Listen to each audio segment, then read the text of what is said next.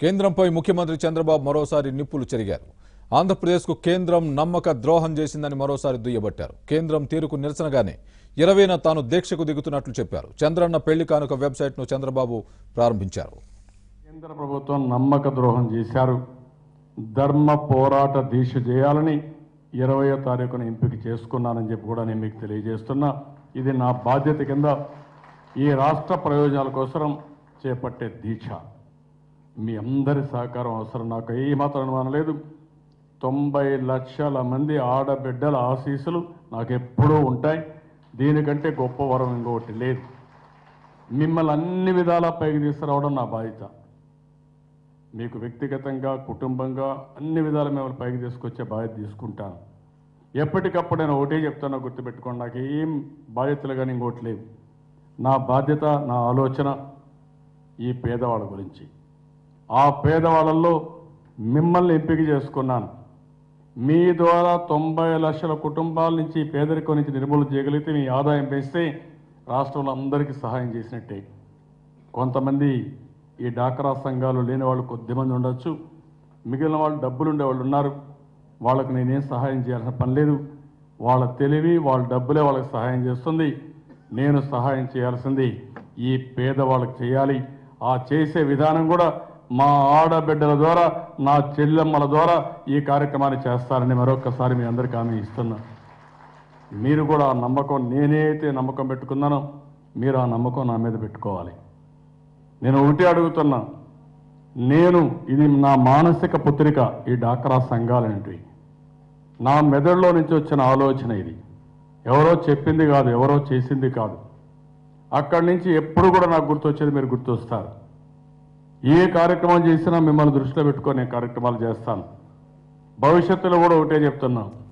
భారతదేశానికే కాదు, ప్రపంచానికే ఒక ఆదర్శంగా ఏటుగా మీ ద్వారా అభివృద్ధి చేస్తారని మరొకసారి మీ అందరికీ హామీ ఇస్తున్నా. మీ గౌరవాన్ని పెంచుతా, మీ విశ్వాసాన్ని పెంచుతా, మీ ఆర్థిక స్తోమత పెంచుతా.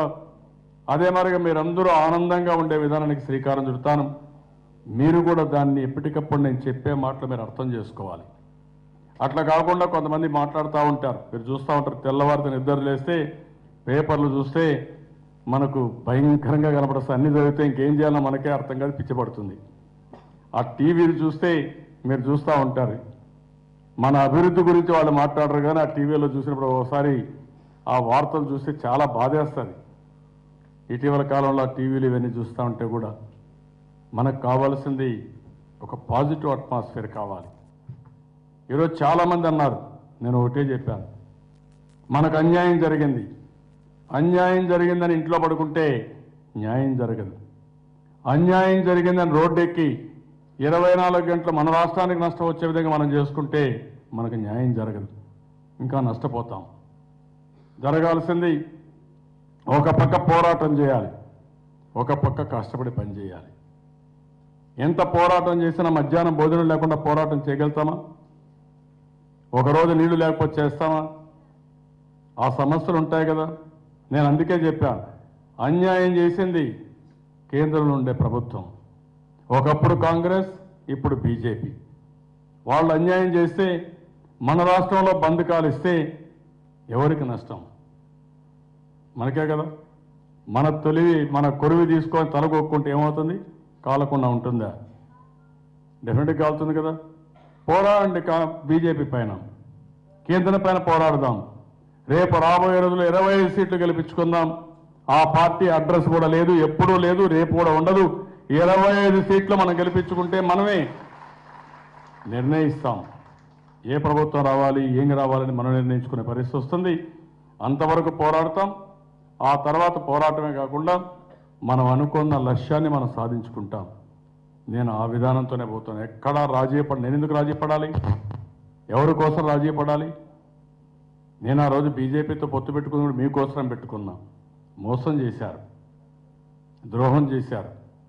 కానీ ఈరోజు నేను ఆలోచించేది, ఎక్కడా రాజీ లేదు, మనం సాధించుకుంటాం.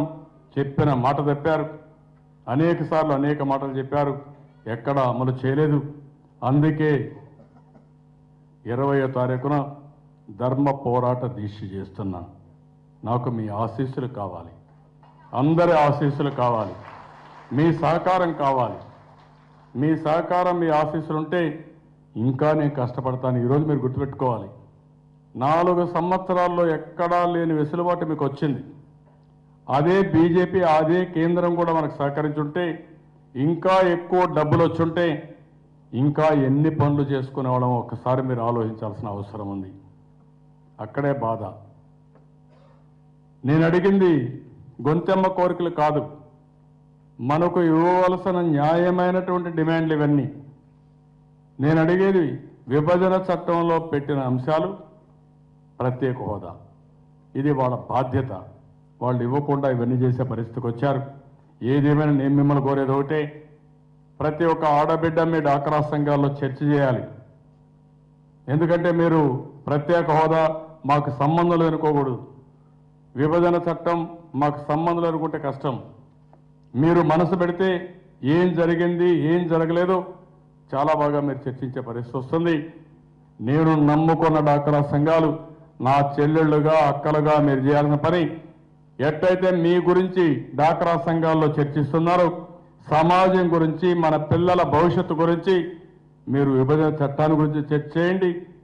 అదే మాదిరిగా ప్రత్యేక హోదా గురించి చర్చ చేయండి.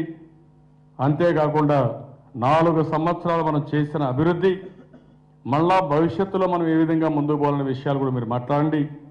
నేను అన్ని విధాలు అండగా ఉండి మీకు సహకరిస్తానని చెప్పి మరొక్కసారి తెలియజేసుకుంటూ, నాకు ఎల్లప్పుడూ కూడా ఇదే మాదిరిగా అండగా ఉండాలి, మీరు తోడుగా ఉండాలి. ఏ పని చెప్పినా శ్రద్ధగా పనిచేయాలి, ఒక విశ్వాసంతో పనిచేయాలి, ఒక భక్తిభావంతో పనిచేయాలి. ఇప్పటి వరకు పనిచేశారు. ఇదే విధంగా కానీ మీరు పనిచేస్తే ఏ పని వచ్చినా మీకు అప్పచెప్పి సంతోషంగా నేను నిద్రపోతూ ఇంకా ఉత్సాహంగా పనిచేస్తా. అదే నేను కోరుకుంటున్నా. విధానానికి నేను రూపకల్పన చేస్తాను. అక్కడి నుంచి మీకు ఎవరెవరు